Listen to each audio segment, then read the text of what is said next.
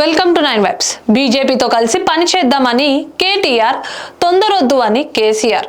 BRS BJP చేరి 8+8 సీట్లను సర్దుబాటు చేసుకొని పొత్తు పెట్టుకుందామని తండ్రి కొడుకుల తర్జన భర్జన జరుగుతున్నది అని విశ్వసనీయ సమాచారం.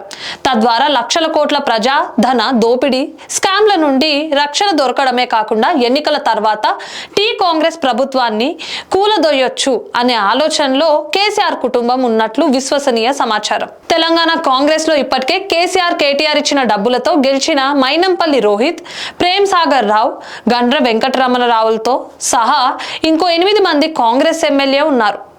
ఈ 12 మందికి తోడు బజాబాకి చెందిన 8 మందితో మరలా బీఆర్ఎస్ బీజేపీ ప్రభుత్వం చాలా సులభంగా ఏర్పాటు చేయొచ్చు అనే వైపు కేసీఆర్, కేటీఆర్ పావులు కదుపుతున్నట్లు విశ్వసనీయ సమాచారం. రేవంత్ ఏమో నేను ధర్మయుద్ధాన్ని చేస్తా, వారు తీసుకుంటే నేను తీసుకుంటా అనే భ్రమలో ఉన్నాడు. ఒక్కసారి కేసీఆర్ వారు బీజేపీతో కలిశారో రేవంత్ కు సమయం ఉండదు. చూస్తుంటే 6 నెలల్లో కాంగ్రెస్ ప్రభుత్వం పతనం కాబోతుంది. నిన్నటి ఏబిఎన్ బిగ్ డిబేట్ లో అత్యంత హీనుడైన ఏబిఎన్ రాధాకృష్ణతో అనవసరంగా వైఎస్ఆర్ పై ప్రకృతి శిక్షించింది అనడం, ఏపీ కాంగ్రెస్ లో చేయి పెడతా అనడం, ఇవన్నీ రేవంత్ మెడకు ఉరితాడు కాబోతున్నాయి. కాంగ్రెస్ గవర్నమెంట్ కూలిపోవడం దగ్గరలోనే ఉంది.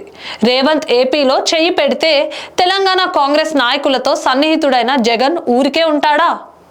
రేవంత్ ఇప్పటికైనా పింక్ మాఫియా బీఆర్ఎస్ పార్టీని లేకుండా చేస్తేనే కాంగ్రెస్ ని నిలవచ్చు. ఇదే విధంగా అత్యంత దుర్మార్గ మోసకారులైన వెన్నుపోటుదారులైన పచ్చ మాఫియా చంద్రబాబు, రాధాకృష్ణను పక్కన పెట్టి పక్క రాష్ట్రమైన ఏపీ ముఖ్యమంత్రితో వీలైనంత తొందరగా కలిసి పనిచేస్తూ పరస్పర సహకారం చేసుకుంటూ ముందుకు పోతేనే రక్షింపబడతాడు.